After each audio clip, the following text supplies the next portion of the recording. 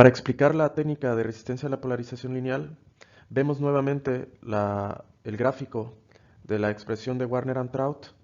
y podemos darnos cuenta que la densidad de corriente medida en la vecindad del potencial de corrosión muestra un comportamiento lineal, por lo que si nosotros aplicamos sobre potenciales pequeños del orden de los 10, 15, 20 milivolts en sentido anódico y catódico, esperaríamos nosotros un comportamiento lineal, tal como muestro al hacer zoom en la gráfica, donde la pendiente de esta línea recta en este gráfico de corriente versus potencial sería la derivada de la corriente entre la derivada del potencial. Y recordando la expresión de la ley de Ohm, esto sería el inverso al valor de una resistencia. A esta resistencia se le conoce como resistencia a la polarización, la cual es un parámetro inverso a la velocidad de corrosión. Y bien, ¿cómo es que nosotros podemos aproximar nuestra ecuación de Warner-Antraut en una función lineal? Pues esto lo podemos lograr mediante la linealización de la ecuación de Warner-Antraut, mediante la expansión en series de Taylor, que para este caso sería las series de Maclaurin, ya que nuestra función está centrada en cero, donde cero corresponde al valor del potencial de corrosión. Aquí les muestro cómo sería el desarrollo de la función exponencial en la serie de Maclaurin,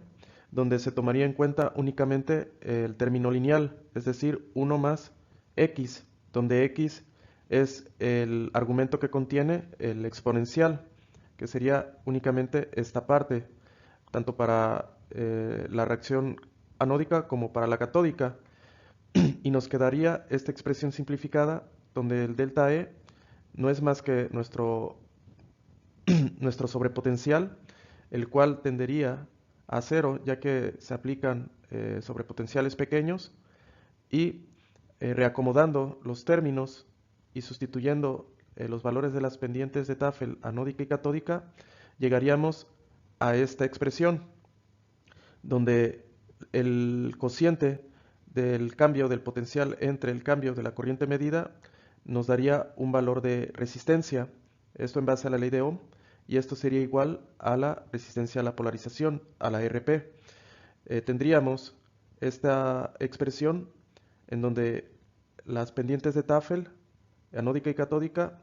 su multiplicación dividido entre su sumatoria por 2.303 nos daría este parámetro conocido como la constante de Stern-Angari, y la división entre beta, entre la densidad de corriente de corrosión. A esta expresión simplificada se le conoce como ecuación de Stern-Angari. Tal como muestro a continuación, para poder determinar el valor de la constante beta, tendríamos que aplicar con anterioridad la técnica de curvas de polarización. Si ambos procesos, tanto el anódico como el catódico, están controlados por transferencia de carga, el valor de beta tendría un valor aproximado de 26 milivolts. Esto se puede confirmar fácilmente sustituyendo valores de BA y de BC de 120 milivolts. En cambio, si uno de los procesos está controlado por transporte de masa, la constante beta puede llegar a valer hasta 52 milivolts. Esto para el caso, por ejemplo, de la reacción anódica, en donde se pasiva el material, la pendiente de la rama anódica tendería a infinito, por lo que el valor de la pendiente beta estaría en función únicamente de la pendiente del proceso catódico. En cambio, si nuestra rama catódica está influenciada por procesos de transporte de masa o de difusión, el valor de la pendiente beta tendería a infinito, y el, el valor de la pendiente catódica tendería a infinito, y el valor de la constante beta estaría en función de la pendiente anódica. Por lo regular, se suele tomar un valor de beta de 26 milivolts, considerando que las pendientes de Tafel son del orden de más o menos 120 milivolts. ¿Y qué representa físicamente la resistencia a la polarización? Pues no es más que la resistencia que ofrece el material a ceder sus electrones. Es una medida de la resistencia a la corrosión del material. Tanto es así que nosotros podemos conectar una resistencia común, por ejemplo de 10 ohms, una terminal, conectar a donde va nuestro electrodo de trabajo y en el otro extremo donde va nuestro electrodo auxiliar y nuestro electrodo de referencia, y al aplicar nosotros el potencial de más o menos 15 milivolts, nuestra respuesta en corriente tendría que darnos una línea recta, y la pendiente de esta línea recta tendría que ser del valor de la resistencia pasiva, que sería de 10 ohms. Y si nosotros aplicamos la ecuación de Stern-Gary, eh, el valor de la densidad de corriente de corrosión nos daría aproximadamente 2.6 por 10 a la menos 3 amperes sobre centímetro cuadrado. Esta es una manera de cómo nosotros podemos calibrar o verificar si nuestro potenciostato obtiene mediciones pertinentes o correctas de las técnicas electroquímicas. Uno de los parámetros que se debe tomar en cuenta es la velocidad de barrido a aplicar para esta técnica electroquímica, ya que si esta velocidad de barrido es muy rápida, se puede tener influencia por la corriente capacitiva de la doble capa electroquímica en la interfase, ya que como se observa en la expresión de la corriente capacitiva, esta, eh, esta depende del cambio del potencial con respecto al tiempo, por lo que si nuestra velocidad de barrido es lo suficientemente grande, podría contribuir en la medida de la densidad de corriente total, y el efecto que tendría en el- en la porción lineal de la respuesta en corriente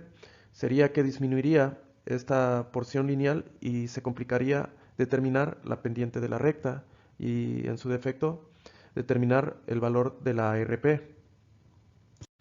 Por último, en resumen, dentro de las ventajas que tiene la aplicación de esta técnica de resistencia a la polarización es que es una técnica no destructiva, debido a que es una técnica de bajo campo, se aplican sobre potenciales pequeños, por lo que se pueden realizar mediciones consecutivas de esta técnica en función del tiempo. También otra de las ventajas es de que es muy rápida y sencilla y nos va a dar un valor puntual de la velocidad de corrosión instantánea de nuestro material, y esta técnica electroquímica es principalmente la que se basan la mayoría de los corrosímetros aplicados en campos para determinar velocidades de corrosión, ya que estos contienen una sonda, la cual ya está integrado está integrado el electrodo de referencia y el electrodo auxiliar, y únicamente se coloca en el material al cual se desea medir la velocidad de corrosión. Dentro de las desventajas de esta técnica es que se requiere que previamente el potencial de corrosión sea lo más estable posible. También dentro de las desventajas es que pues, no nos brinda ninguna otra información más allá de la velocidad de corrosión. También esta técnica no es recomendable en sistemas muy resistivos, como sería por ejemplo en especímenes en concreto o metales pintados con algún recubrimiento, ya que es muy susceptible a la caída óhmica, debido a que la resistencia que nosotros obtendremos va a ser la contribución de la resistencia de la solución o del electrolito más la resistencia de alguna posible capa o productos de corrosión que se pueda formar sobre la superficie, por lo que utilizar esta técnica se estaría subestimando la velocidad de corrosión. Se tendría que realizar una compensación de la caída óhmica para poder obtener